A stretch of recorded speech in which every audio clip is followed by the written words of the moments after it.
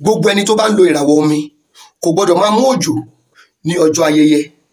Bóyá ò ń ṣe ayẹyẹ, bóyá ò ń ṣe nǹkan yìí, ó wá rí wípé òjò ń rọ̀, àbò rí pé òjò fẹ́ rọ̀, tó dẹ̀ jẹ́ wípé ìràwọ̀ omi ló ń lò, ó gbọdọ̀ mú òjò ní ọjọ́ yẹn. Àṣírí Olúwa pẹ̀lú wòlíì rẹ̀, ó yẹ kó mọ̀ kí ló bá wáyé. Bàbá gbọ̀nyà mínú ní Jésù rán sí wa. Gbogbo ẹni tó wọnú ayé tó fẹ́ gbáyé ṣe rere ló yẹ kó yẹ ìràwọ̀ bá wáyé wọn yé o. Ọ̀pọ̀ ológo ló ń tàràkà látàrí òye tí òye wọn ní sà. Ẹ kú oríire Olúwa wa ti lànà àbáyọ fúnra rẹ̀ pẹ̀lú wòlíì ọlọ́run alààyè. Bàbá gbẹ̀yà mínú ẹ̀kẹ́ àṣírí ìràwọ̀. Ọlọ́run ti kó bàbá ìfún àkúrẹ́rẹ́ àṣírí tọrọ mọ́ ìràwọ̀. Àtọ́sù pẹ̀lú ọjọ́ ìbáwáyé ẹnì kọ̀ọ̀kan. Àṣírí ìràwọ̀. Mystery of style. Gbogbo ọmọ tá a bí láti 21 March gbogbo tó lọ fi dé 19 April ìràwọ̀ iná ni wọ́n tá à ń pè wọ́n ní Aries. Gbogbo ọmọ tá a bí láti 20 April títí lọ fi dé 20 May ìràwọ̀ erùpẹ̀ ni wọ́n tá à ń pè ní Taurus. Gbogbo ọmọ tá a bí láti 21 May títí lọ fi dé 20 June ìràwọ̀ afẹ́fẹ́ ni wọ́n tá à ń pè ní Gemini. Gbogbo ọmọ tá a bí láti 21 June títí lọ fi dé 22 July ìràwọ̀ omi ni wọ́n tá à ń pè ní Cancer. Díẹ̀ nìyẹn sà, ìtọ́wò làmọ́dé dùn ọbẹ̀. Kóòtù ọlọ́kọ̀tà ló yẹ kó fẹ́. Irú ìràwọ̀ wo ló lè fẹ́ra wọn? Ní ìdáhùn sáwọn ọ̀yà náà fọ́lọ̀ ẹ̀ lórí Facebook, Instagram tàbí kó subscribe ní YouTube. Àṣírí ìràwọ̀ Mystery of Stars ní kẹ́ sẹ́ẹ̀tì fún tàbí kẹ́ máa pè 08054353629. Ẹ lè sẹ́ndí date of birth,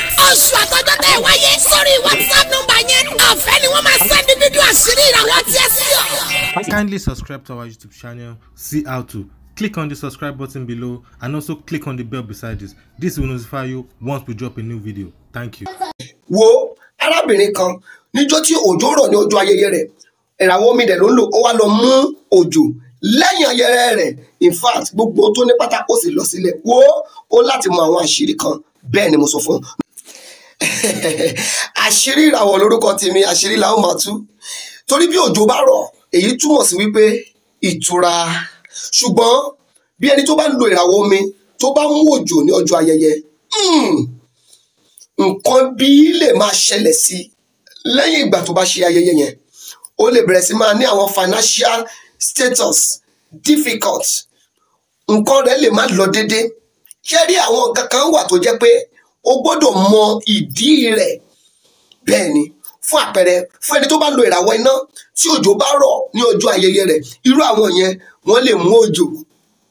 Bẹ́ẹ̀ ni, torí wípé bí òjò bá rọ̀ ní ọjọ́ ayẹyẹ wọn, ó túmọ̀ sí wípé nǹkan tí wọ́n fẹ́ ṣe yẹn kò èṣù fẹ́ dàrú, àbí àwọn nǹkan kan fẹ́ ṣẹlẹ̀ lẹ́yìn ìgbà yẹn tó jẹ́ pé yóò mú bí wàhálà wá.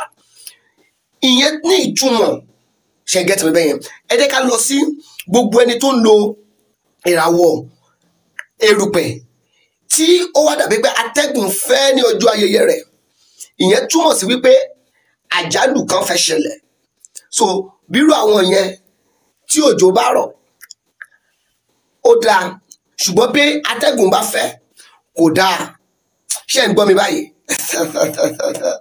Gbogbo fún ẹni tó bá lo ìràwọ̀ iná, bí atẹ́gùn bá fẹ́ ní ọjọ́ ayẹyẹ rẹ̀ ó túmọ̀ sí ohun tó dáa, ṣùgbọ́n òjò òun ni kò dáa. Gbogbo ẹni tó bá sì ń lo ìràwọ̀ afẹ́fẹ́ tí òjò bá rọ̀ lọ́jọ́ ayẹyẹ rẹ̀ ó túmọ̀ sí ohun tó dáa, ìtura ni. Ṣé rí àwọn àṣírí tí à ń tú yìí, ohun tó yẹ kó mọ̀ ni. Nọ́mbà tèmi kò yípo padà 08054 353629. Ẹ WhatsApp ẹ, nọ́mbà mi nìyẹn.